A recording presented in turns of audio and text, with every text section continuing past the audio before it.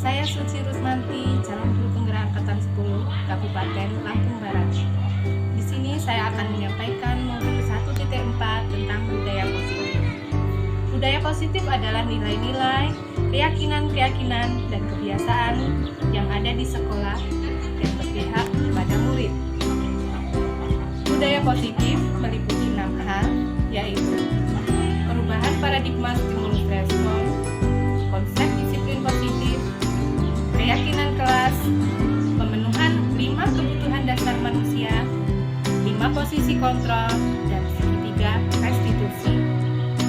Berikut ini adalah aksi nyata yang saya lakukan tentang budaya positif di sekolah. Selamat menyaksikan.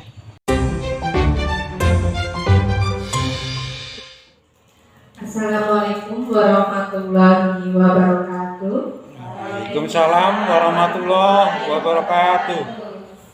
Alhamdulillahirrahmanirrahim. Puji syukur kehadirat Allah Subhanahu wa Ta'ala, karena atas limpahan rahmat dan karunia-Nya kita masih diberi kesempatan dan umur yang panjang untuk dapat berkumpul di sini untuk bertatap muka berbagi praktik baik di TK Negeri Solo.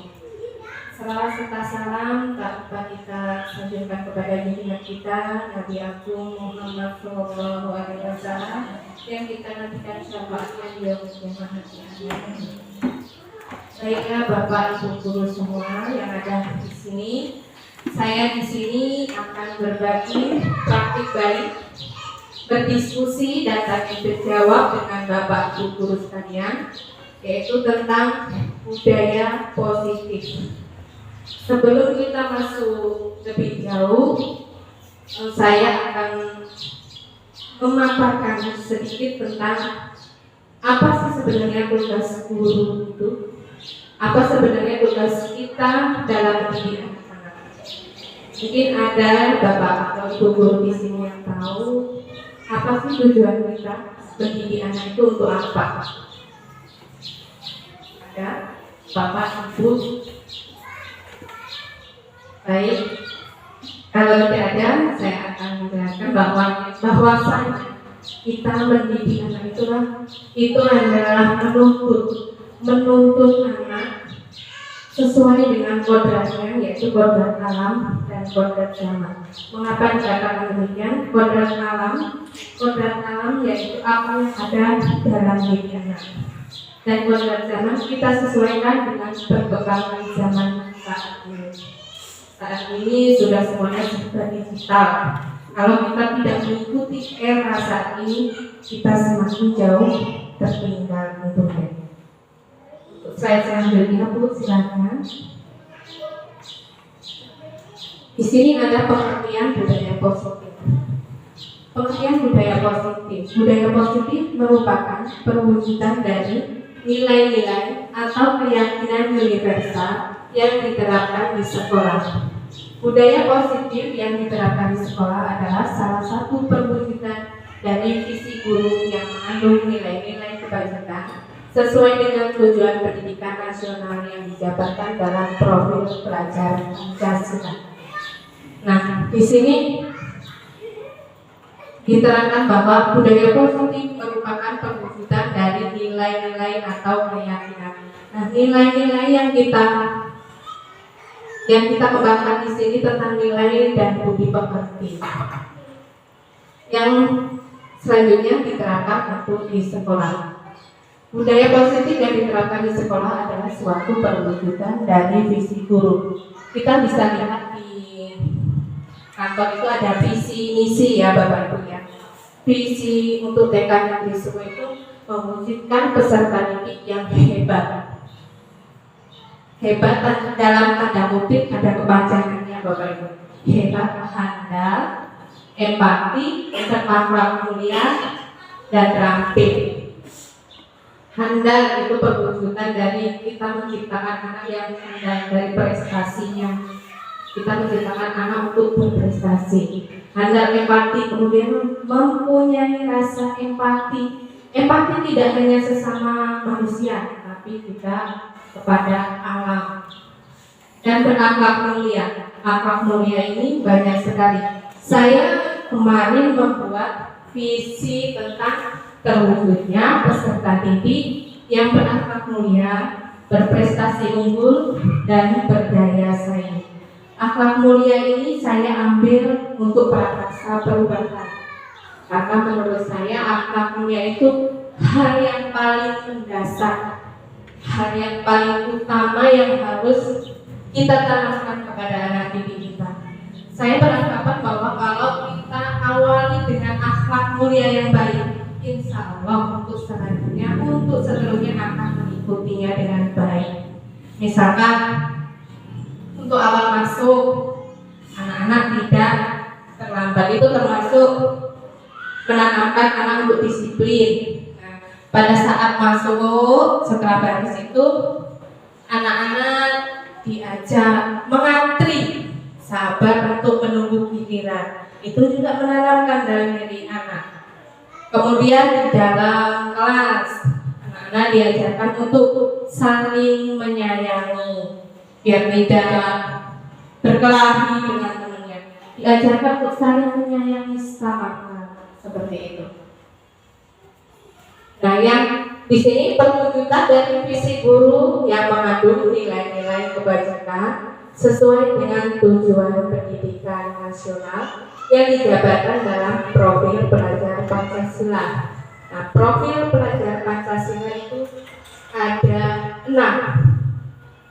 Beriman dan bertakwa kepada Tuhan Yang Maha Esa dan berakhlak mulia, mandiri, bernalar kritis, bergotong royong, kreatif, dan berkebinekaan global. Ya Bu, slide-nya. Nah, konsep inti budaya positif.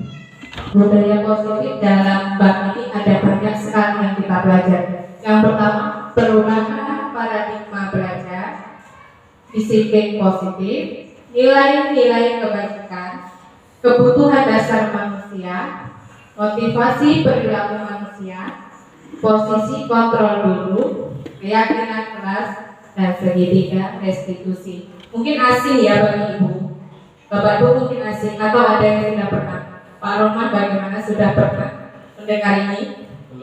Belum ya. Saya juga belum, sebelum mempelajari ini saya belum tahu apa itu segitiga restitusi itu seperti apa. Saya belum tahu.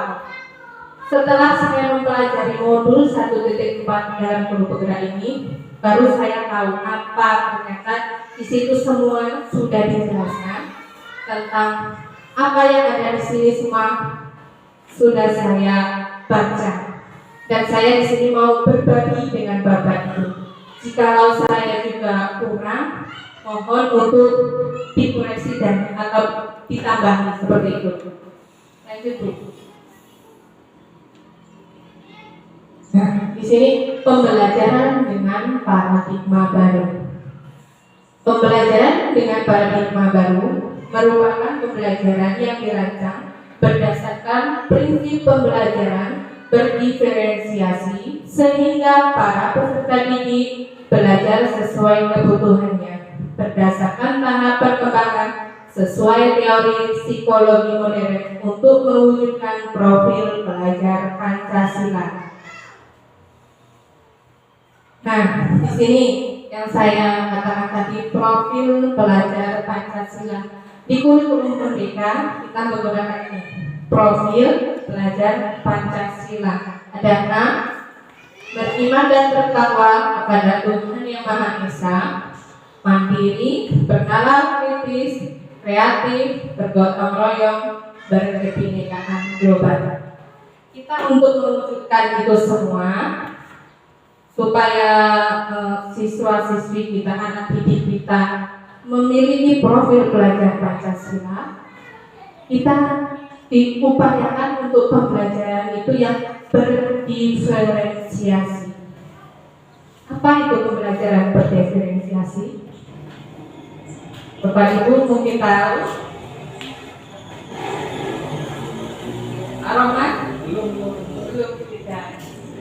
Pembelajaran berdiferensiasi itu pembelajaran yang disesuaikan dengan kebutuhan anak. setiap anak itu tidak sama. Antara anak A dan anak B mempunyai kemampuan yang berbeda. Misalkan si A, dia sangat suka sekali menyanyi, suka menggambar, tapi dia tidak suka dengan berhitung. Nah, apa yang dia miliki, potensi dia itu kita tingkatkan. Dia bisa nyanyi, kita tingkatkan yang nyanyinya, seperti itu. Kemudian anak B, dia senang dengan berhitung, tapi dia tidak senang dengan menyanyi. Nah, jadi tidak sama. Nah, di awal tadi saya menjelaskan tentang pembelajaran anak tadi yang sesuai dengan kodrat alam dan kodrat zaman. Nah, ini yang dimaksud dengan kodrat alam. Antara anak yang satu dengan yang satunya itu berbeda. Mereka mempunyai potensi sendiri-sendiri. Nah, kita sebagai guru ibaratkan adalah seorang petani. Petani menanam padi. Padi ini tidak mungkin kita paksa untuk tumbuh menjadi jagung seperti itu. Jagung tidak bisa kita paksa untuk tumbuh menjadi singkong. Bisa dipahami, Bu? Ya, seperti itu. Kita ini diibaratkan sebagai petani, kita hanya mampu memberikan, merawatnya, memupuknya, menjauhkannya dari hama supaya tanah itu menjadi tumbuh subur. Begitu dengan guru, begitu dengan pendidik. Kita menyiapkan anak ini bagaimana? Kita menyiapkan lingkungan sekolah yang aman, yang nyaman, yang ramah untuk anak-anak. Kita memberikan memberikan motivasi anak, memberikan semangat kepada anak, seperti semboyannya Ki Hajar Dewantara, tuturi handayane itu. Ing ngaso sing tulodo, ing madya manungkarsa, tuturi handayane.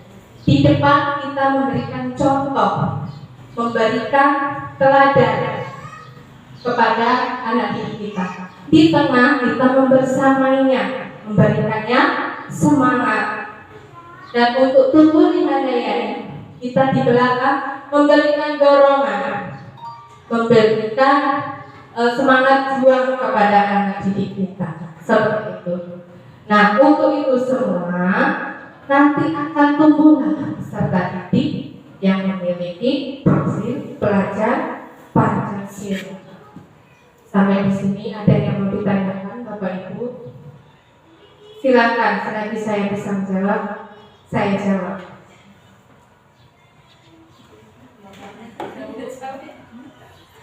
Silakan.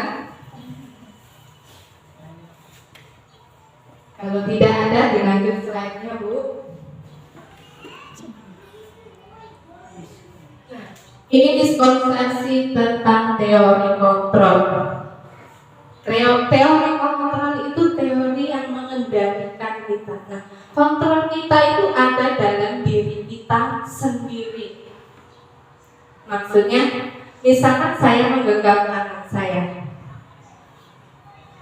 Ibu ini menyuruh saya untuk membuka kepala anak saya, tapi saya tidak mau.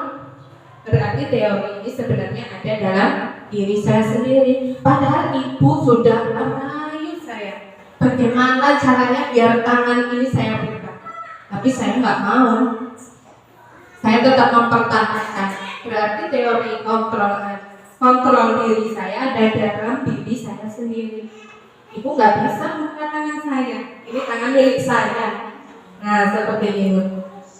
Nah, tapi di sini teori kontrol yang bagaimana? Ini adalah ilusi, benar atau tidak? Ilusi guru mengontrol murid, itu hanya ilusi. Guru tidak bisa untuk mengontrol murid, karena kontrol tadi ada dalam diri sendiri. Ilusi bahwa semua penguatan positif, efektif, dan bermanfaat. Itu semua ilusi. Ilusi bahwa kritik dan membuat rasa bersalah mampu menguatkan karakter. Misalkan membuat rasa bersalah. Misalkan ada anak yang berbuat kesalahan, kita membuat anak itu untuk merasa sangat bersalah. Ya, kamu seperti ini loh, mengecewakan saya. Nah, itu termasuk nanti dalam pikiran mindset anak itu dia akan berpikiran, saya kok merasa bersalah sekali seperti itu. Jadi untuk itu semua sebenarnya hanya ilusi. Kita tidak boleh melakukannya. Yang kemudian ilusi bahwa orang dewasa berhak memaksa. Nah, seperti tadi, memaksa untuk membuka kepala tangan saya tidak bisa, karena kontrol ada dalam diri saya. Selanjutnya, Bu. Nah, ini mengubah paradigma stimulus respon ke pendekatan teori kontrol. Dalam stimulus respon, realistis kebutuhan kita itu sama. Namun, dalam teori kontrol, realistis atau kebutuhan kita itu berbeda. Jadi tidak sama. Selanjutnya, semua orang melihat hal yang sama untuk stimulus respon. Tetapi untuk di teori kontrol, setiap orang memiliki gambaran berbeda. Jadi dia menganggapnya bahwa orang lain itu dalam stimulus respon berpikiran sama dengan saya. Saya mau ini, kamu juga harus mau ini, karena dia beranggapan bahwa semuanya itu sama dengan dirinya. Padahal dalam teori kontrol, setiap orang itu memiliki gambaran yang berbeda, cara pandangnya berbeda, seperti itu. Terus selanjutnya, dalam stimulus respon, kita mencoba mengubah orang agar berpandangan sama dengan kita. Nah, seperti yang saya sampaikan tadi, dalam teori kontrol, kita berusaha memahami pandangan orang lain tentang dunia. Nah, di sini pandangannya memang berbeda antara satu orang dengan orang lain itu sebenarnya tidak sama. Apa yang ada di kepala saya dengan orang yang lain itu tidak sama. Saya berkata mungkin iya, untuk orang lain mungkin berkata tidak, seperti itu. Selanjutnya, perilaku buruk dilihat sebagai suatu kesalahan dalam stimulus respon. Untuk teori kontrol, semua perilaku memiliki tujuan. Stimulus respon, orang lain bisa mengontrol saya. Nah, seperti tadi kegamatan saya. Dalam stimulus respon, mungkin saya bisa dirayu dan kemudian membuka tangan saya.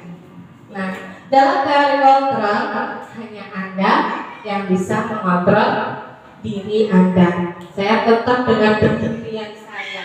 Saya akan tetap membuka tangan saya, tidak akan mau membukanya. Selanjutnya, dalam stimulus respon, saya bisa mengontrol orang lain. Dan dalam teori kontrol, Anda tidak bisa mengontrol orang lain. Dalam stimulus respon, pemaksaan ada pada saat rujukan gagal.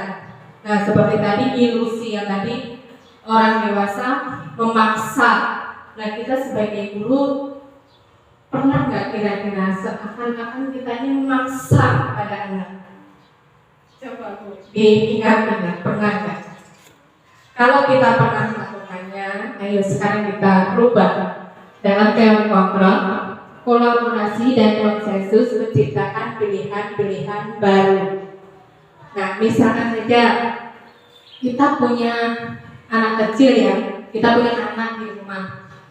Diajak mandi susah sekali ya Bu. Pengalaman saya juga seperti itu. Anak-anak diajak mandi susah sekali. Ada saja alasannya. Tapi kita nggak sabar. Saya sendiri pernah mengalaminya. Nggak sabar. Ayo kita mandi. Ayo. Pokoknya kita seakan terkesan memaksa memang. Bukan terkesan memang memaksa seperti itu. Kita paksa anak, ayo cepat mandi. Nah, terus kemudian dalam teori kontrol ini ternyata bukan seperti itu caranya. Kita kasih pilihan kepada anak, ayo nak mandi, nggak mau, pasti jawabnya seperti itu. Mau main dulu, ayo mandi, nanti dimandi nanti sambil mainan, boleh mainan air, pilihan seperti itu. Boleh kita sambil bawa mainan, tapi mainnya jangan lama-lama, dikasih seperti itu arah-arahan. Jadi di sini kolaborasi dan konsensus menciptakan pilihan-pilihan baru. Jadi ada pilihannya supaya anak mau melakukannya tanpa kita terkesan memaksa seperti itu. Nah, selanjutnya model berpikir menang kalah. Dalam teori kontrol, model berpikir menang. Model berpikir menang kalah. Ini sangat sering terjadi. Dan di sini ada. Menang kalah maksudnya di sini seperti sekarang sebentar lagi kan mau kenaikan kelas ya Bapak Ibu. Ada perankingan seperti itu ya Bapak Ibu ya. Nah, sebenarnya kalau di sini tidak diperkenankan seperti itu. Dari kurikulum 13 itu sudah tidak diperkenankan ada rankingan. Lalu mungkin karena kebanyakan wali murid meminta dikasih rankingan loh biar anaknya lebih semangat lagi. Tapi sebenarnya nanti akan menimbulkan model berpikir menang dan kalah. Nanti untuk anak yang tidak terdapat peringkat, mungkin dalam hati kecilnya merasa kok saya nggak dapat peringkat, itu yang dapat peringkat saya jadi males atau yang lain sebagainya seperti itu. Tetapi dalam teori kontrol model berpikirnya menang, jadi semua dianggap sama, nggak ada perbedaan menang kalah. Tapi kalau dalam perlombaan ya mungkin karena di perlombaan itu ada standarnya, memang ada untuk juara-juaranya. Jadi kalau menang kalah masih ada seperti itu. Untuk slide selanjutnya,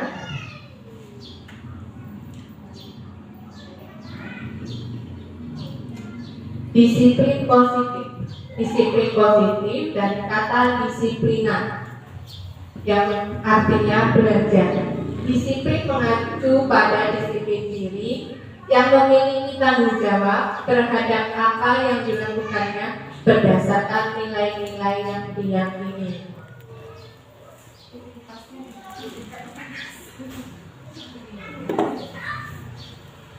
Nah, nilai-nilai di sini nilai-nilai kebajikan, bukan kebijakan tapi kebajikan, nilai kebaikan.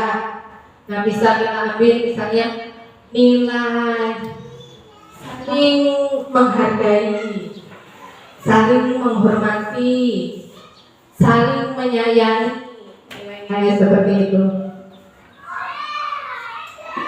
Nah, disiplin positif merupakan salah satu cara penerapan disiplin yang bertujuan untuk menumbuhkan kesadaran serta memberdayakan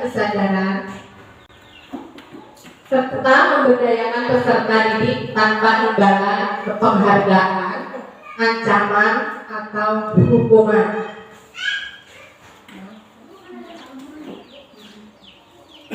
Nah, untuk imbalan atau penghargaan, nah di sini kan tanpa imbalan dan penghargaan. Mungkin kita memang terkadang pernah melakukan pemberian reward ya Pak ya untuk anak-anak. Mungkin boleh dilakukan sesekali saja. Kalau keseringan setiap hari itu akan menimbulkan kepada anak itu dampaknya. Ada dampaknya kalau terlalu sering diberi hadiah. Misalkan bapak ibu di rumah juga pernah misalkan melakukan untuk anak yang belajar puasa.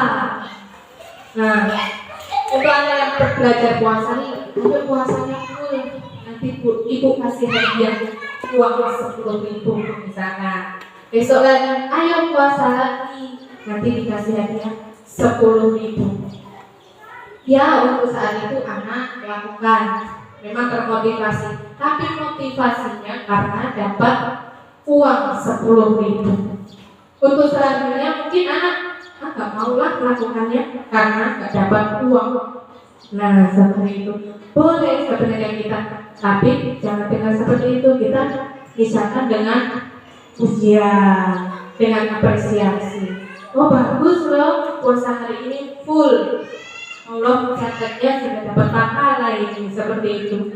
Kalau kita seringkan untuk dikasih penghargaan seperti itu berupa imbalan apa, uang atau dan lain sebagainya, bisa menimbulkan kecenderungan untuk melakukan sesuatu dengan hadiah tersebut, dan dia mungkin suatu saat tidak mau melakukan kalau tidak ada hadiahnya. Nanti anaknya jadi mangga duitan, bapak duit, kita duit gitu, iya nggak Pak? Mungkin ya. Nah, dengan ancaman atau hukuman, pas kamu kalau kerjain nanti nilainya 0 semua, termasuk ancaman seperti itu ya Bu ya. Boleh nggak Bu kira-kira dilakukan? Bapak di sini ada bapaknya. Boleh nggak Bu kira-kira? Takut ya anak jadinya takut karena melakukan sesuatu itu karena dia takut, bukan karena kemauan dari diri sendiri. Nah, tugas kita di sini adalah untuk menanamkan dalam diri anak motivasi, intrinsik motivasi dalam diri. Boleh kita memberikan motivasi dari luar, tapi tetap motivasi dalam diri itulah yang paling utama. Sebagai pendidik, tujuan kita adalah menciptakan peserta didik yang memiliki disiplin diri, sehingga mereka berperilaku mengacu kepada nilai-nilai kebajikan universal dan memiliki motivasi intrinsik dalam perubahan perilaku ke arah yang lebih baik. Nah, sudah ada di sini tadi dijelaskan. Motivasi yang paling utama itu motivasi dari dalam diri kita sendiri. Nah, bagaimana kita mengupayakan itu semua agar motivasi itu tumbuh dalam diri anak itu? Bagaimana guru memberikan contoh, memberikan teladan kepada anak didiknya agar dapat memiliki motivasi itu, mengacu pada nilai-nilai kebajikan universal. Dan nilai-nilai kebajikan ini seperti yang saya katakan tadi, nah saling menyayangi teman itu nilai-nilai kebajikan, termasuk itu terus sabar, menunggu giliran, terus memberikan semangat, motivasi, begitu. Ya, ke selanjutnya. Nah, di sini ada banyak nilai-nilai kebajikan.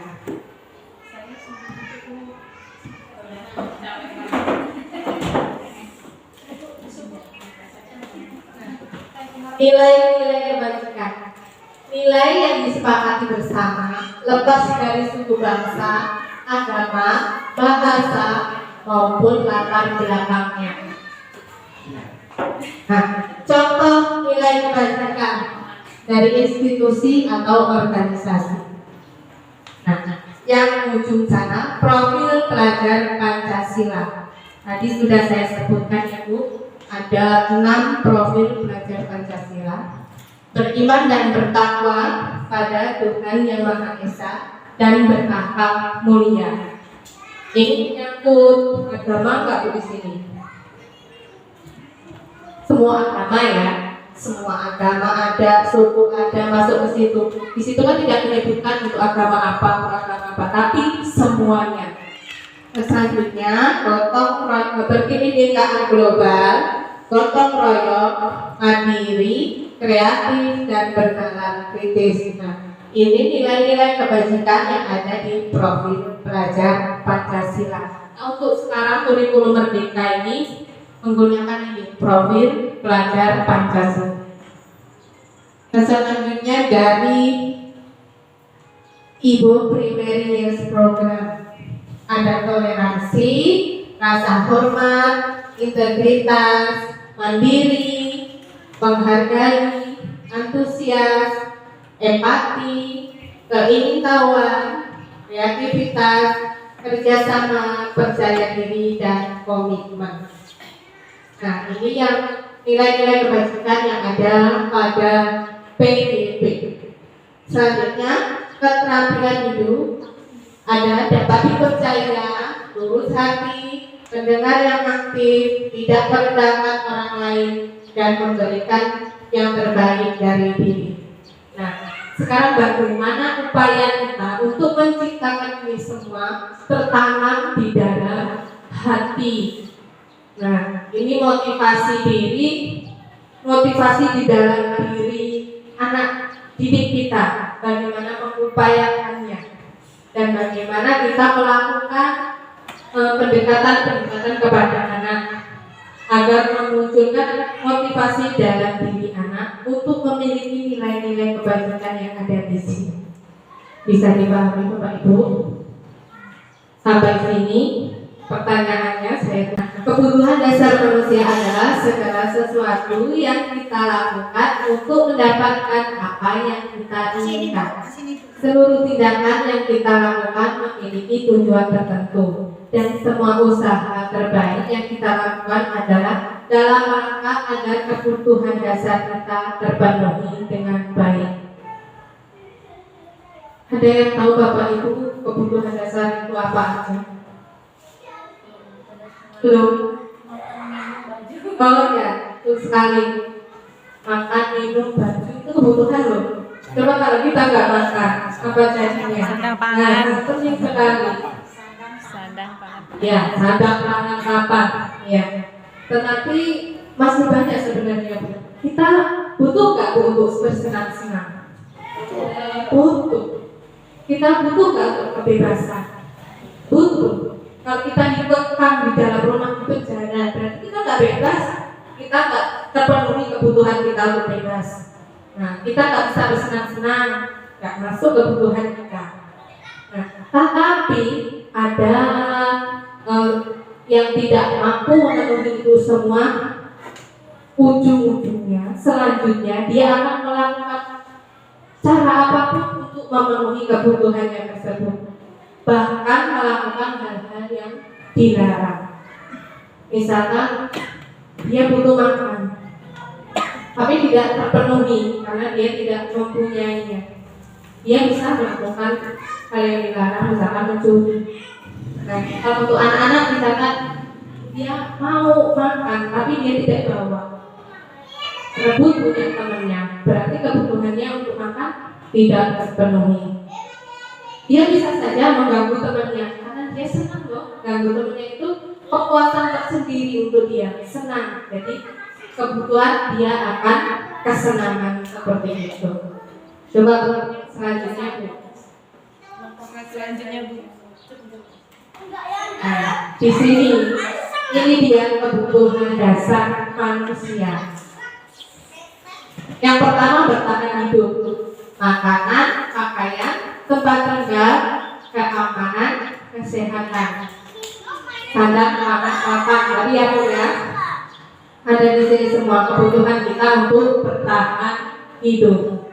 Selanjutnya kebutuhan kasih sayang dan rasa diterima, yaitu rasa diterima, dipedulikan, berbagi, kerjasama, menjadi bagian dalam kelompok. Nah, anak-anak itu perlu sekali diperhatikan. Di kelas kita sedang melakukannya sebenarnya Bapak Ibu, mendampingi anak-anak dalam mengerjakan tugas seperti itu. Kita termasuk memenuhi kebutuhannya untuk memperhatikan, diperhatikan. Jadi kebutuhan rasa kasih sayang dan rasa diterima. Selanjutnya kebutuhan penguasaan, yaitu harga diri, keinginan untuk dianggap, memimpin, berprestasi, diakui, didengar. Nah, misalkan ini saya contohkan Bapak ini bagus Bu, ya. Bapak ini kompetensinya luar biasa. Nah, Bapak ini ikut lomba misalkan, ikut lomba dan menang. Merasa bangga karena apa ya? Karena kompetensinya sudah tersalurkan dan diakui dengan orang lain bahwa ini loh saya punya kompetensi. Hanya Bapak nambah semangat dan menyemangati kita semua di sini untuk mengikuti potensi apa, kemampuan apa yang telah Bapak miliki. Seperti itu nih Pak. Selanjutnya yaitu kebebasan. Nah, kebebasan mandiri, memiliki pilihan, mencoba hal baru, mampu mengendalikan dirinya sendiri. Untuk selanjutnya kebutuhan kesenangan, bermain, humor, antusiasme dan tertawa. Nah, ini dia 5 kebutuhan dasar manusia. Kira-kira Bapak Ibu dari kelima ini sudah terpenuhi semua atau ada yang belum terpenuhi semua? Gimana Bapak Ibu? Apakah mungkin kebebasannya masih kurang? Misalnya kalau dihitung rating dari 0 sampai 10 masih 6, berarti kurang penuh seperti itu. Sudah semua Bu? Pak? Oh sudah. Berarti Bapak kebutuhannya sudah terpenuhi semua. Alhamdulillah. Berarti tidak ada untuk nantinya tidak ada perilaku yang menyimpang ya Pak ya. Luar biasa. Selanjutnya. Nah, motivasi perilaku manusia. Nah, dari motivasi itu dan motivasi dalam diri, apa yang menyebabkan dia bisa melakukan suatu tindakan? Motivasi apa? Nah, apa karena untuk menghindari ketidaknyamanan atau hubungan? Apa untuk mendapatkan imbalan atau penghargaan? Atau untuk menjadi orang yang merasa mereka inginkan dan menghargai diri sendiri dengan nilai-nilai yang mereka percaya? Nah, ini yang saya jelaskan tadi, motivasi intrinsik dan ekstrinsik. Dia melakukan sesuatu itu karena termotivasi, karena takut dihukum. Tapi saya nggak pernah melakukannya. Insya Allah kayak kami di sini nggak melakukan hal seperti itu. Kalau zaman dulu mungkin Bapak masih ingat Bapak Ibu ya. Kalau nggak mengerjakan PR silakan berdiri di depan kelas, kakinya diangkat 1, pegang telinga. Pernah nggak Bu? Iya, di TK maksudnya tidak Bu. Zaman dulu kalau di SD seperti itu pernah.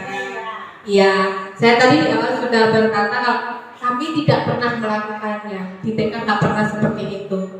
Itu anak-anak melakukan itu karena takut dihukum seperti itu. Jadi bukan dari dalam diri mereka sendiri. Mereka mau belajar, mereka mau mengerjakan tugas karena takut dihukum, bukan karena kemauan mereka sendiri. Nah begitu. Untuk selanjutnya untuk mendapatkan imbalan atau penghargaan dari orang lain. Nah, imbalan atau penghargaan dari orang lain yang saya jelaskan tadi, dia nggak akan melakukan suatu kegiatan lagi kalau dia tidak mendapatkan suatu hadiah seperti yang saya katakan di awal tadi. Nah, bagaimana kita menciptakan motivasi intrinsik dari dalam diri anak sendiri agar dia melakukan itu bukan karena hukuman atau bukan karena penghargaan, tapi mereka membandingkannya dengan dirinya sendiri.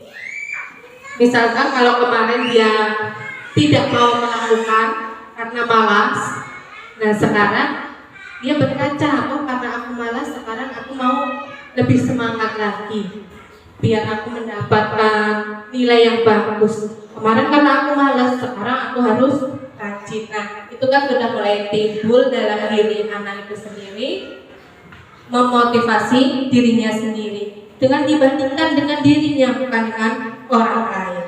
Begitu. Biar tadi dalam teori ada menang kalah, menang menang tadi ya Bu ya. Selanjutnya Bu, Nah, di sini ada perbedaannya antara hukuman, konsekuensi, dan restitusi. Yang di hukuman itu tidak berencana atau tiba-tiba. Murid tidak tahu apa yang akan terjadi atau tidak dilibatkan, bersifat satu arah, berupa hukuman fisik atau psikis. Sudah saya jelaskan tadi, hukuman itu kemauan saya, karena saya menghukum anak didik saya itu karena saya mau menghukum dia, kemauan saya sendiri, karena anak tidak dilibatkan. Jadi anak seakan tidak diajar, tiba-tiba dia dihukum seperti itu. Nah, selanjutnya untuk konsekuensi itu terencana atau disepakati sesuai peraturan. Murid tetap dibuat tidak nyaman. Sikap guru selalu memonitor murid. Nah, untuk restitusi, proses menciptakan kondisi bagi murid untuk memperbaiki kesalahan. Proses kolaboratif yang mengajarkan murid untuk mencari solusi sendiri. Nah, ini ada 5 posisi kontrol guru.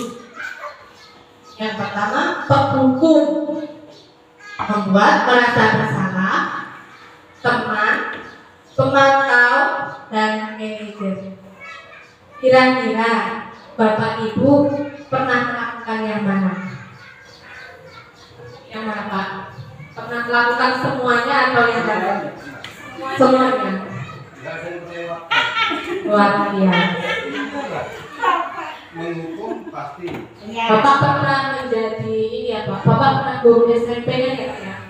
Karena Kalau di SMP itu sering ada seperti itu ya Pak, untuk konsekuensi, hukuman dan segala macam itu dilakukan ya Pak ya? sebetulnya kalau dulu itu bukan SMP saja, semua jenjang ngadakan karena memang ada tujuan sendiri. Iya. Menghukum bukan berarti akan menyakiti anak, tetapi akan menimbulkan ide. Oh begitu. Kemudian membuat merasa bersalah, artinya di situ cuma untuk berbenah diri, bukan berarti didoktrin salah terus. Ya. Kemudian teman di situ artinya dia dianggap teman, ada kala kita diajak ngobrol, diajak bermain dan sebagainya, untuk menghilangkan jarak antara status guru dengan muridnya. Oh iya. Tetapi status guru tetap melekat pada dirinya. Ada suatu saat dia memang selaku guru, ada suatu saat dia selaku teman. Gak usah. Kemudian pemantau, anak memang kita diharapkan berkembang dari motivasi dalam diri, tapi motivasi itu kan ada 2, ekstrinsik dan intrinsik. Intrinsik motivasi dalam diri itu timbul dengan keinginan dan motivasi yang ada dalam diri. Kemudian ekstrinsik itu akibat pengaruh dari luar. Kadang-kadang intrinsik dia akan timbul apabila sudah ada pengaruh dari luar. Dipantau artinya di situ bukan berarti memata-matai, tapi dipantau dalam hal untuk meluruskan perilaku anak yang kira-kira akan menyimpang. Kemudian manajer itu mengelola pembelajaran anak didiknya. Ya bukan berarti memberi tekanan kepada anak dia harus sama seperti gurunya, tidak. Karena masing-masing kita punya kemampuan yang berbeda. Tetapi pada dasarnya tujuannya cuma satu, yaitu sama-sama ingin belajar. Walaupun kita guru, kita tetap belajar. Belajar tidak harus sama guru, dengan anak pun kita belajar. Terima kasih. Ilmu baru ya Bapak Ibu ya. Kita di sini kan berbagi ilmu ya Bapak ya. Saya di depan sini bukan menggurui, tapi kita berbagi ilmu, sama-sama belajar seperti itu. Nah, benar sekali kata Bapak. 5 ini malah Bapak sudah melakukan semua ya. Nah, ada penghukum, pembuat merasa bersalah, teman, pemantau, dan manajer. Ada 5 ya Bapak Ibu. Nah, penghukum itu seperti apa? Seperti ini Pak ya. Nah, seorang penghukum bisa menggunakan hukuman fisik maupun verbal. Guru-guru yang menerapkan posisi penghukum akan berkata, patuhi aturan saya. Mimik mukanya kan jelas, Bapak melotot, sudah tangannya beragak pinggang, nah seperti itu. Patuhi aturan saya atau awas, tangannya nunduk-nunduk. Kira-kira pernah nggak melakukan Bapak Ibu? Pernah nggak Kak, di rumah seperti itu atau di sekolah gitu? Semoga enggak ya. Semoga enggak ya Pak, untuk mimik yang seperti itu ya Pak, mata melotot dan lain sebagainya. Kadang-kadang apa? Kadang-kadang saja. Nah, kamu selalu saja salah. Selalu, pasti selalu yang terakhir selesaikan. Kamu ini belum selesai, nggak terakhir terus. Nah, seperti itu. Guru seperti ini senantiasa percaya hanya ada satu cara agar pembelajaran bisa berhasil, yaitu dengan cara diam. Berarti kalau menurut saya nggak pas, nggak cocok. Nah, begitu. Kamu ini salah terus, kan udah dibenahi dari tadi. Ini kok salah terus, terakhir terus mengerjakannya. Itu sudah masuk guru sebagai teori kontrol tadi, penghukum. Apa dampaknya Pak? Anak takut melakukan itu karena dia takut. Nah, untuk selanjutnya Bu, posisinya membuat rasa bersalah. Pada posisi ini biasanya guru akan bersuara lebih lembut. Kata-kata yang keluar dengan lembut akan seperti ini. Ibu sangat kecewa sekali dengan kamu. Berapa kali Bapak harus memberitahu kamu ya? Gimana coba kalau orang tua kamu tahu kamu berbuat begini? Ini kata-kata yang sering digunakan untuk posisi kontrol membuat rasa bersalah. Di posisi ini, murid akan memiliki penilaian diri yang buruk tentang diri mereka. Murid merasa tidak berharga dan telah mengecewakan orang-orang yang disayanginya. Ini dampak psikologisnya dari posisi kontrol yang kita lakukan apabila kita melakukan posisi kontrol membuat rasa bersalah.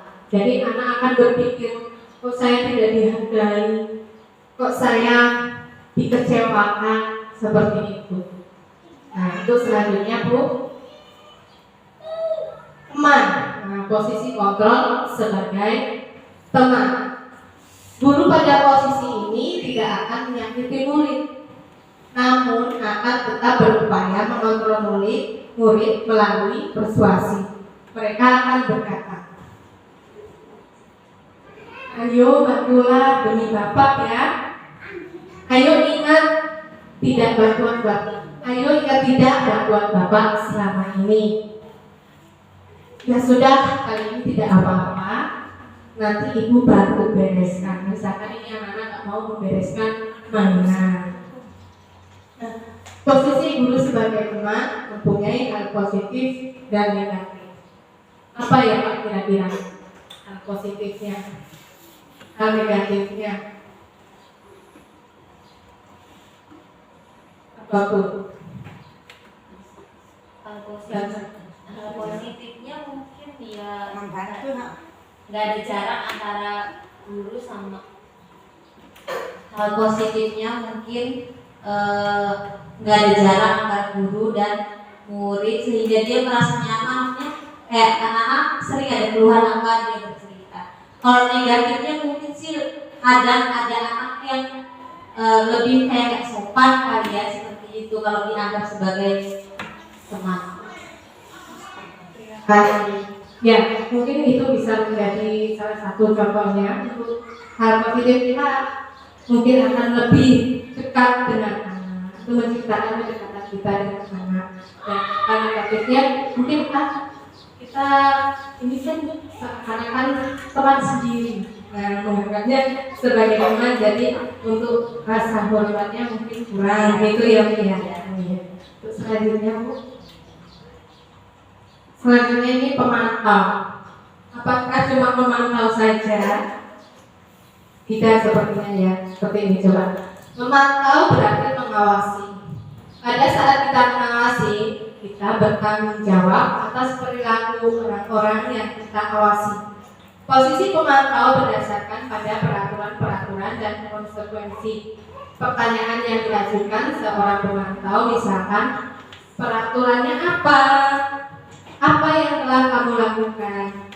Sanksi atau konsekuensinya apa? Seperti itu. Selanjutnya,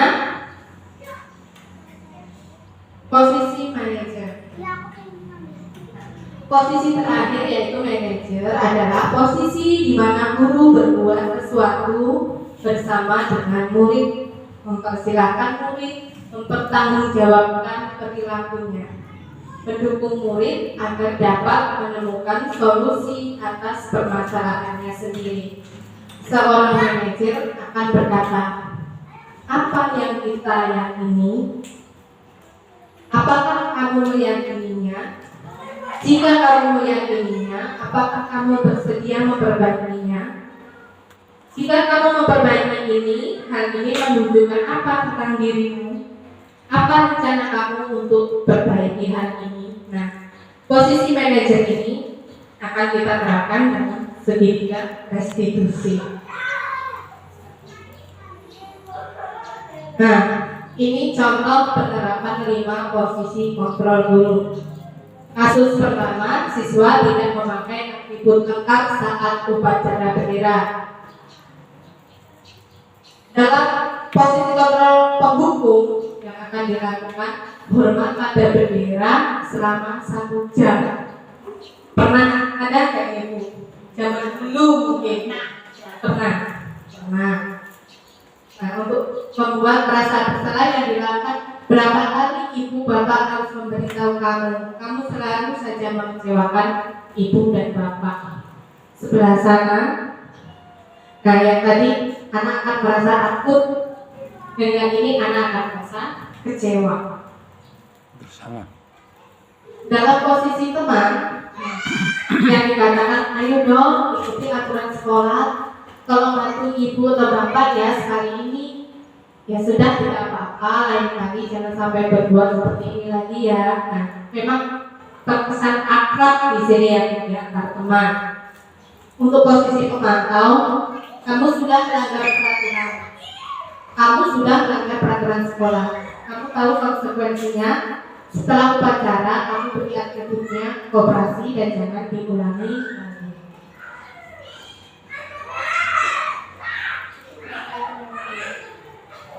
Masih. Nah, untuk selanjutnya, posisi manajer. Dalam posisi manajer ini yang dikatakan, apakah kamu tahu kesalahanmu? Kira-kira bagaimana kamu memperbaiki kesalahanmu? Nah, kita menanyakan pada anak dia mengkoreksi sendiri dia salah apa dan apa yang akan dia lakukan apabila dia melakukan kesalahan. Nah, dari 5 posisi tadi, dari contoh-contoh ucapannya, dari pertanyaan-pertanyaannya, kira-kira yang pas yang mana Bapak Ibu? Dari 5, ada penghukum, pembuat rasa bersalah, teman, pemantau, dan manajer. Yang tepat yang mana Bapak Ibu? Yang tepat kita lakukan, ada 5 posisi kontrol tadi. Ada sebagai penghukum, kita sebagai penghukum, pembuat rasa bersalah, teman, pemantau, dan manajer. Dari kelima ini sebaiknya yang kita lakukan yang mana? Setelah kita tahu teman, pemantau, manajer. Menurut Bapak yang mana Pak? Kayaknya semuanya kalau menurut saya perlu, tapi semuanya tergantung perlu sesuai posisi dengan betul. kebutuhan, Ya. sesuai dengan tujuannya. Kalau kita misalnya yang terbaik sepertinya kan di manajer ya. Ya. Yang terbaik sepertinya di manajer. Tetapi kira-kira dari mana anak itu bisa tahu dia melakukan kesalahan kalau tidak ada teguran? Kan gitu. Dari mana dia bisa tahu kalau dia tidak melakukan itu apabila itu tidak ada pantauan? Dan anak mengatakan, enggak, saya nggak salah kok, saya buat benar. Kan gitu. Ya, jadi seperti kata Bapak tadi, bisa diterapkan semua, tetapi sesuai dengan sikonnya, kebutuhannya, kemudian tujuannya. Mungkin seperti itu. Terima kasih. Terima kasih Pak untuk tanggapannya. Nah, di sini dalam 5 posisi kontrol tadi, untuk 5 ini sebenarnya yang diharapkan ada dalam diri kita yaitu posisi manajer. Dalam posisi manajer, nah, apakah kamu tahu kesalahanmu? Kira-kira bagaimana kamu memperbaiki kesalahanmu? Benar kata Bapak, bagaimana nanti kalau tidak kita pantau? Bagaimana kalau kita tidak memberi teguran? Di awal, sebelum kita melakukan itu, kita melakukan yang namanya kesepakatan. Nah, kalau yang namanya peraturan itu hanya sebelah pihak, misalkan peraturan dari saya saja yang menentukan. Tapi kalau kesepakatan atau keyakinan itu semuanya mengikuti, semuanya ikut berperan. Bukan hanya saya saja, tapi usul dari sini, pendapat dari sini, dan kita rangkum apa yang kita sepakati. Nah, dari kesepakatan dan keyakinan itulah nanti bisa kita ambil posisi kita menjadi manajer. Misalkan anak buat kesalahan, kan kemarin kita sudah buat kesepakatan, sudah ada keyakinan di kelas kita kalau datang ke sekolah tepat waktu. Ditanya dulu, kenapa kok hari ini bisa terlambat? Mungkin saja anak itu sepedanya mungkin ke sekolah pakai sepedanya bocor, mungkin ada kendala di jalan, kita kan tidak tahu, tidak mengetahuinya sebelumnya. Terus kalau zaman dulu memang tiba-tiba dihukum karena tahunnya itu melanggar peraturan karena terlambat sekolah. Nah, kalau untuk sisi manajer ini kita terus dulu, kita melakukan pendekatannya bagaimana? Pendekatan kepada murid, pendekatan dengan saling menyayangi, dengan kasih sayang, supaya anak itu mau bercerita apa sih penyebabnya dari awal dulu kita ceritakan. Jadi anak nanti tidak merasa, oh saya tahu dihukum ini. Nah, seperti itu. Jadi diusahakan memang ya, mungkin memang berat dapat melakukan ini. Tapi kita harapan dari sini posisi kontrol yang kita lakukan adalah posisi manajer seperti itu. Nah, ini saya kecewa sekali dengan kamu. Ini masuk posisi kontrol yang mana, Bapak Ibu? Kira-kira merasa bersalah. Yang lainnya, Bapak Ibu? Coba Bu, apa Bu?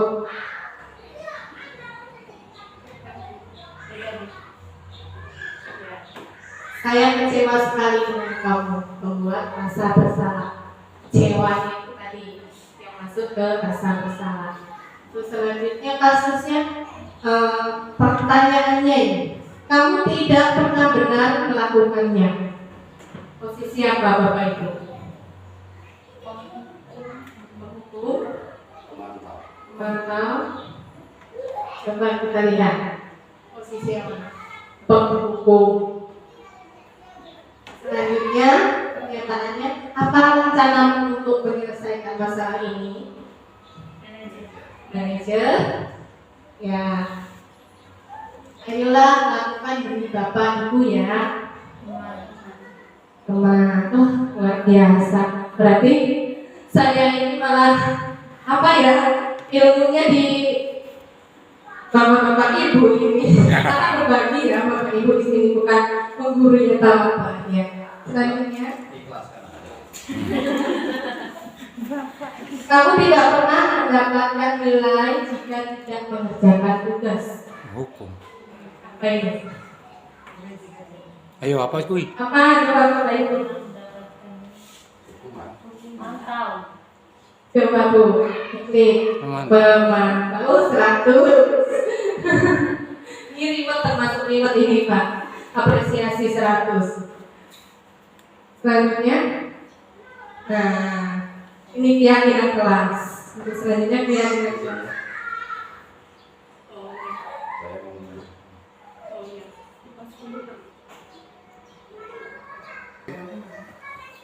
Nah, ini Selanjutnya itu keyakinan kelas. Mengapa keyakinan kelas? Mengapa bukan peraturan kelas? Nah, peraturan kelas kan tadi saya paparkan juga tadi hanya sebelah pihak, ya. Tapi untuk keyakinan itu hasil dari kesepakatan kita semua. Nah, membentuk keyakinan kelas bersifat abstrak berupa pernyataan universal dibuat dalam pernyataan positif sedikit saja agar mudah diingat sesuai dengan kondisi kelas dan sekolah sehingga mudah diterapkan. Semua warga sekolah atau warga kelas dilibatkan dalam membuat keyakinan kelas. Nah, seperti yang sudah saya lakukan di belakang itu sudah saya siapkan keyakinan kelas untuk kelas ini. Nah, jadi keyakinan itu melibatkan saya dan seluruh anak murid saya. Jadi bukan hanya peraturan itu dibuat saya sendiri, tapi anak-anak itu sepakat dengan hasil apa yang kita lakukan seperti itu. Nah, ini contoh-contoh keyakinan kelas: bertanggung jawab, bersikap jujur, bersikap tenang, sopan dan santun, saling menghormati, saling menghargai, saling tolong-menolong, menjaga kebersihan. Nah, ini kemarin yang saya lakukan untuk membuat keyakinan kelas. Selanjutnya, ini ada videonya, coba itu.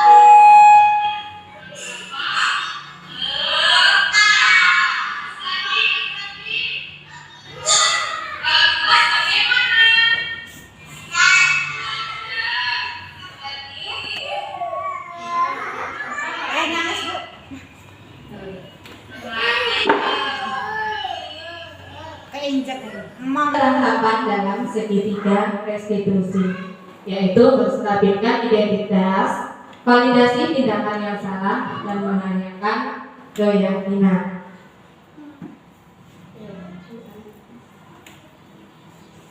Nah, dalam menstabilkan identitas itu berdasarkan prinsip membuat kesalahan adalah bagian dari proses pembelajaran.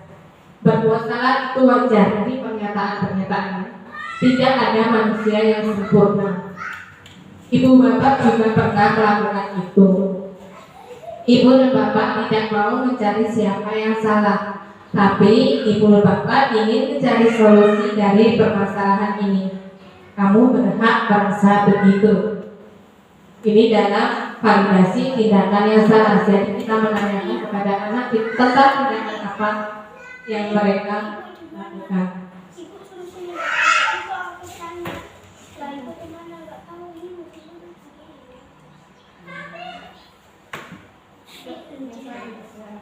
Nah, validasi tindakan yang salah. Validasi tindakan yang salah berdasarkan prinsip setiap perilaku berupaya memenuhi suatu kebutuhan tertentu. Tadi ada 5 kebutuhan dasar tadi ya Bapak Ibu ya. Nah, kalau tidak terpenuhi maka dia melakukan kesalahan tersebut. Pernyataannya, kamu pasti punya alasan mengapa melakukan hal itu. Padahal kamu bisa melakukan yang lebih buruk dari ini ya. Kamu patut bangga karena telah melindungi sesuatu yang penting buatmu. Kamu melakukannya karena mempertahankan sesuatu yang penting bagimu. Nah, itu pernyataan-pernyataan dan pertanyaan dalam memvalidasi tindakan yang salah.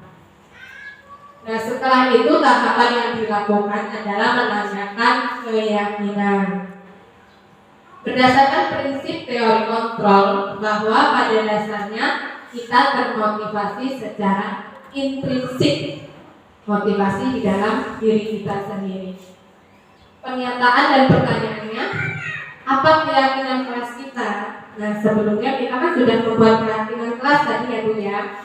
Nah, jadi kita tanyakan kembali keyakinan itu kepada nilai-nilai apa yang telah disepakati bersama. Seperti apa gambaran sebuah kelas yang ideal menurut kamu? Kamu ingin menjadi orang yang seperti apa? Nah, ini contohnya tidak terbaca ya Bapak Ibu, ada videonya. Nah, ini kemarin saya lakukan segitiga restitusi.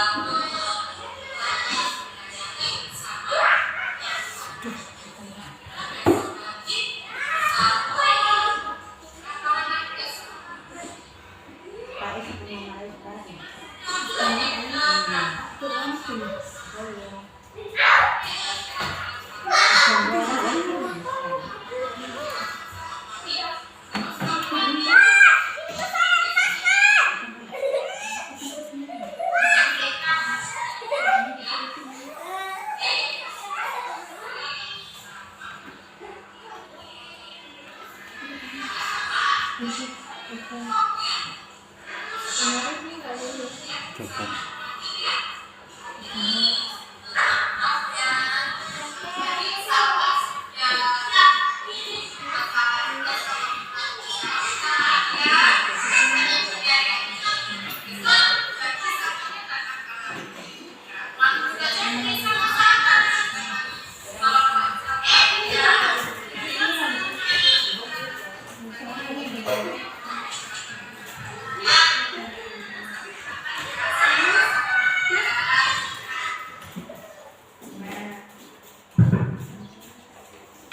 Nah, itu kemarin saya melakukan praktik segitiga restitusi. Jadi dari mimik muka kita, dari apa namanya, dari posisi kita, ini yang kita harapkan sebagai manajer tadi, posisi kontrol kita sebagai manajer.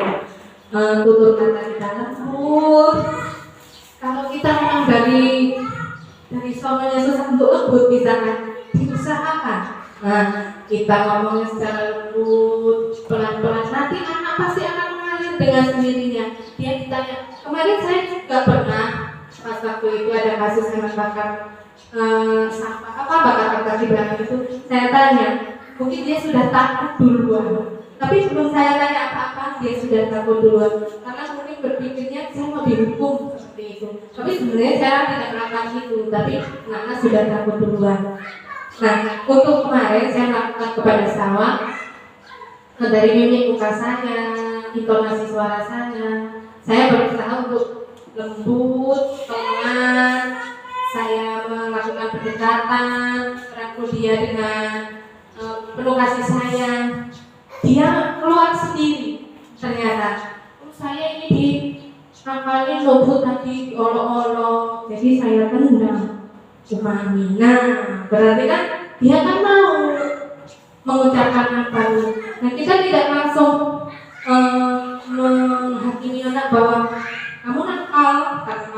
membuat temannya nangis. Itu nanti kita masuk teori kontrol tadi yang posisi kontrol menghukum jadinya. Nah ini tidak, kita mencari kenapa anak itu kok bisa melakukan hal itu, kan pasti ada sebabnya seperti itu. Dari awal kita telusuri dulu, nanti kita tanyakan tuh kemarin sudah sepakat untuk saling menyayangi. Untuk selanjutnya nanti apa yang harus dilakukan, bagaimana seperti itu. Tidak langsung menghukum, tidak langsung. Kalau tadi posisi untuk teman, kita memang melakukan pendekatan, tetapi kita tidak menanyakan keyakinan apa untuk selanjutnya. Kalau teman itu sepertinya kita sekedar mengobrol saja, tidak menanyakan keyakinan besok bagaimana selanjutnya, sikapmu bagaimana seperti itu. Kita bisa mempraktekkan di rumah, tidak hanya di sekolah. Nah, dari ini semua dapat disimpulkan bahwa dalam penerapan program disiplin positif, hendaknya guru memiliki standar kepribadian, profesional dan sosial yang baik, di mana guru mampu merefleksi dirinya dalam posisi kontrol saat ini. Nah, sekarang kita berkaca pada diri sendiri. Sudahkah saya melakukan itu? Di posisi mana saya saat ini? Tidak usah melihat orang lain, diri kita sendiri saja. Sudahkah saya bisa menjadi manajer? Bisa dikatakan menjadi manajer? Atau masih dalam posisi teman? Atau dalam posisi penghukum? Nah, kita bisa melihat, merefleksi diri kita sendiri. Apalagi kita guru, kita sebagai teladan, sebagai contoh. Anak didik kita pasti melihat dong, oh itu gurunya aja kayak gitu. Kamu kan juga berpikir kayak gitu. Gurunya aja kayak gitu, bagaimana muridnya? Nah, makanya kita sebagai guru dari dalam diri kita, marilah kita berkaca, merefleksi diri kita sendiri. Apakah sudah benar yang kita lakukan selama ini? Saya melakukannya belum. Selama ini saya rasa belum pas untuk menjadi manajer. Nah, tetapi saya ada kemauan dan ada harapan untuk melakukannya menjadi manajer. Agar disiplin positif, budaya positif di sekolah ini dapat terlaksana dengan baik. Bukan hanya saya saja, guru yang lain mungkin juga seperti itu, bisa merefleksi diri sendiri. Apa yang harus dilakukan untuk ke depan? Apakah selama ini yang kita lakukan sudah tepat? Atau masih jauh dari sebuah harapan yang namanya posisi kita sebagai manajer, seperti itu. Nah, bagaimana perjalanan dirinya sebagai among, sebagai manajer yang menuntun murid-muridnya menjadi insan yang mandiri, merdeka dan bertanggung jawab. Nah, tugas kita ini sebagai guru adalah menuntun. Dari awal sudah saya jelaskan tadi, kita sebagai guru menuntun anak didik kita sesuai dengan kodratnya, kodrat alam dan kodrat zaman, untuk mencapai kebahagiaannya setinggi-tingginya, menjadi individu dan menjadi anggota masyarakat. Nah, selanjutnya sudah selesai Bapak Ibu. Tadi sudah disimpulkan di budaya positif ini yang kita harapkan dari diri kita adalah posisi kita sebagai manajer. Bagaimana kita dapat menangani semua kasus, semua masalah yang ada dengan segitiga restitusi, dan bagaimana kita sebagai seorang guru dapat memenuhi dan memotivasi anak untuk memenuhi semua kebutuhan dasarnya. Terima kasih Bapak Ibu semua yang hadir di sini atas waktunya. Semoga apa yang saya sampaikan dapat bermanfaat untuk kita semua dan untuk menjadikan kita menjadi lebih baik lagi. Terima kasih. Wassalamualaikum warahmatullahi wabarakatuh. Waalaikumsalam.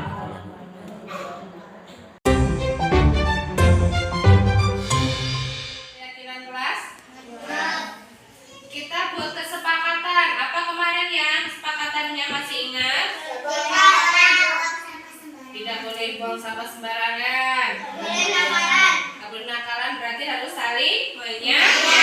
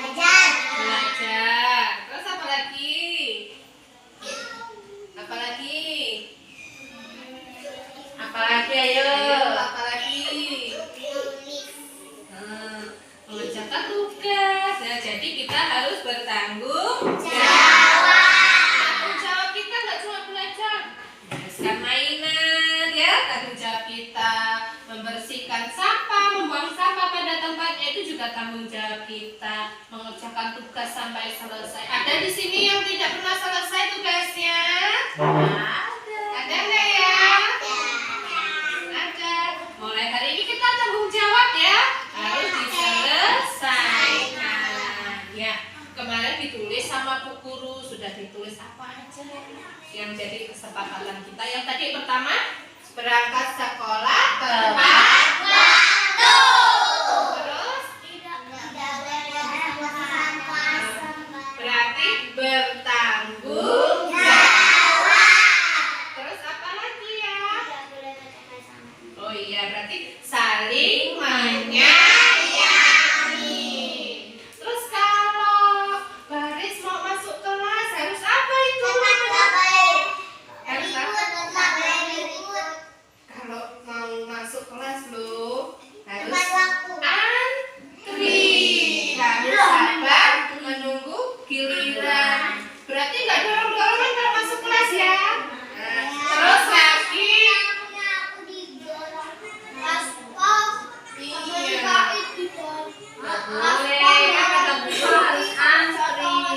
Iya. Tadi berangkat ke sekolah tepat waktu, terus bertanggung jawab, membawa bekal, sabar menunggu giliran, terus satu lagi saling menyayangi. Ya. Aku jadi yang sabar. Tadi dulu cari tulisan kelas. Jangan di ini ya. Siapa yang udah bisa baca tuh? Ini nggak tahu ini Arsan nih.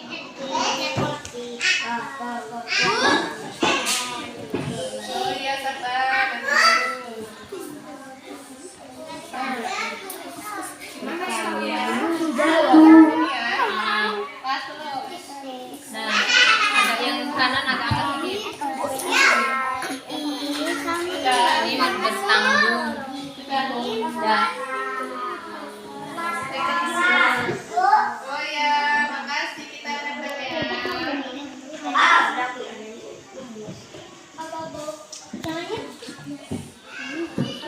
Yang udah dapat mundur, gantian yang belum.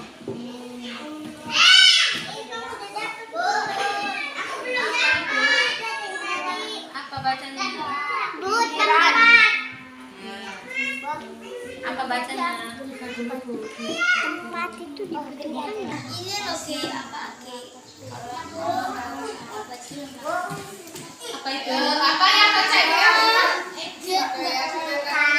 Yang itu Suci cariin. Yang gambar itu gambar sekolah tepat. Sobek, awas sobek. Nah, sobek kan sobek. Aduh, sobek. Dan ini tulisannya. tepat waktu.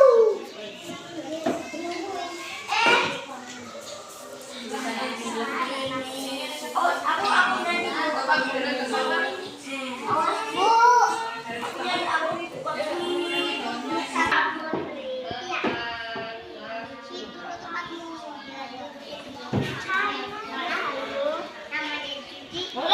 Udah pegang satu-satu. Pegang aja dulu satu-satu biar kebagian semua. Ayo aja ya.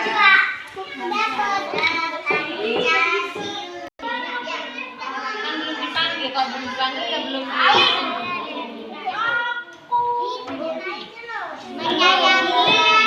habis ke sekolah tepat waktu apa? Bertanggung jawab. Coba siapa yang gambarnya? Yang gambar bertanggung jawab tadi mana? Ada dua gambarnya.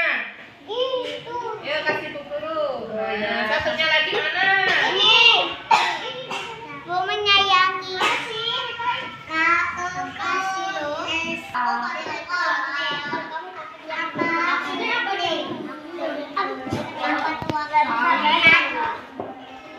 Tulisan bertanggung jawab.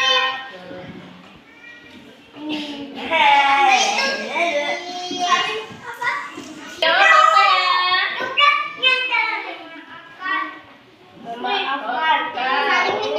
Siapa nih bawa bekal? Mana yang bawa bekal? Aku udah pegang ini.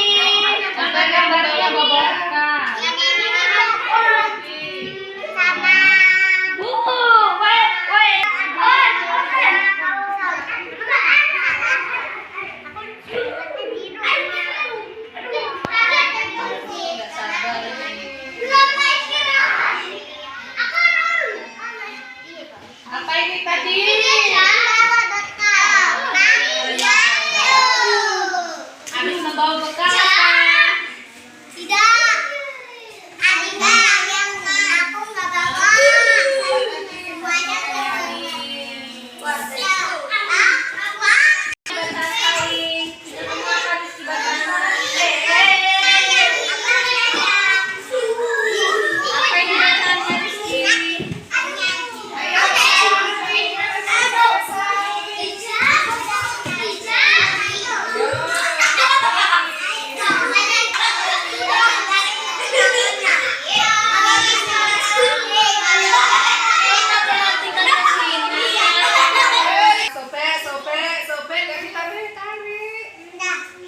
bacaannya menunggu, sabar. Ini mau apa Aspa?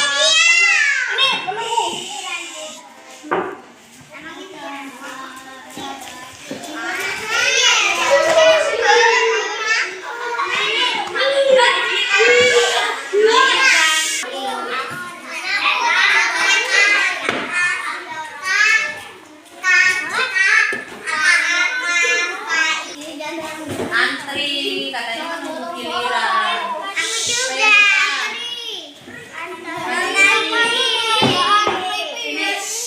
Ini kayak Kinar ke apa ini tadi?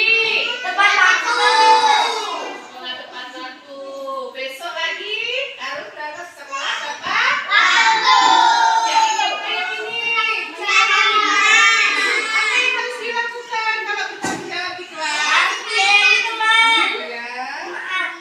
Apa tadi? Ini ada gambar apa ini? Apa ini tadi? Umami.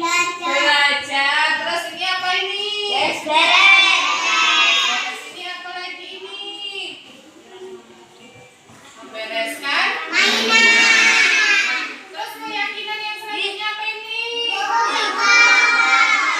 Katakan lagi.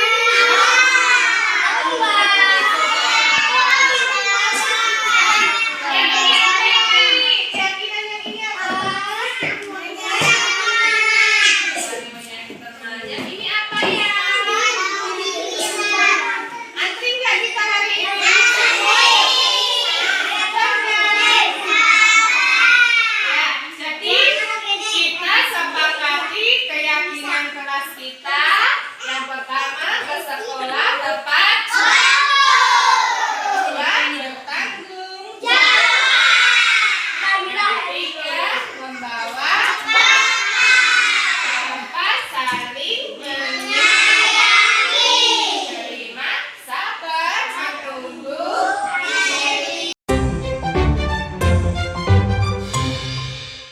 Cici melihat Mami nangis kenapa Salwa? Berhasil ditangkap guys. Jadi tadi Salwa sama Mami berantem. Karena apa? Oh, Mami ngolok-ngolokin Salwa. Ngolokin kenapa ya? Tahu nggak apa-apa juga. Oh, nggak ngapa-ngapa tahu. Terus diolok-olokin. Dulu Bu Suci juga pernah loh diolok-olokin temennya waktu Bu Suci masih kecil. Tapi terus Bu Suci tahu kalau itu nggak boleh. Salwa tahu nggak kalau itu diolok-olokin terus marah-marah? Boleh nggak kira-kira? Boleh nggak? Nggak boleh. Tapi Umami diapain bisa sama Salwa? Oh, ditendang. Baik nggak kalau nendang temennya? Nggak baik kan?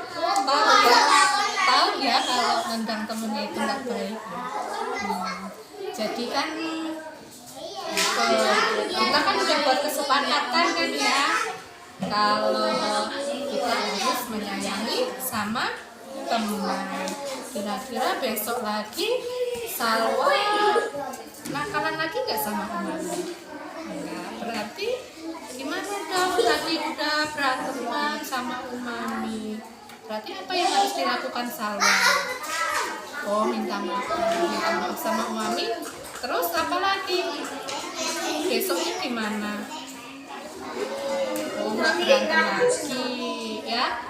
Jadi untuk besok lagi Salwa nggak boleh berantem lagi.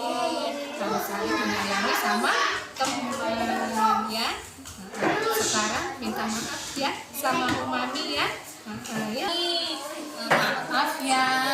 Maaf tadi Salwa sudah berbuat salah juga sama Umami. Salwa minta maaf ya.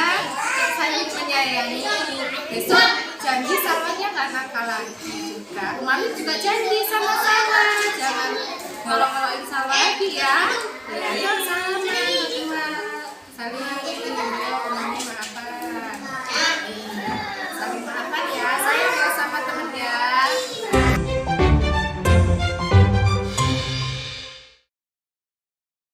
Demikianlah tadi aksi nyata yang telah saya lakukan. Semoga bermanfaat untuk kita semua. Terima kasih. Wassalamualaikum warahmatullahi wabarakatuh.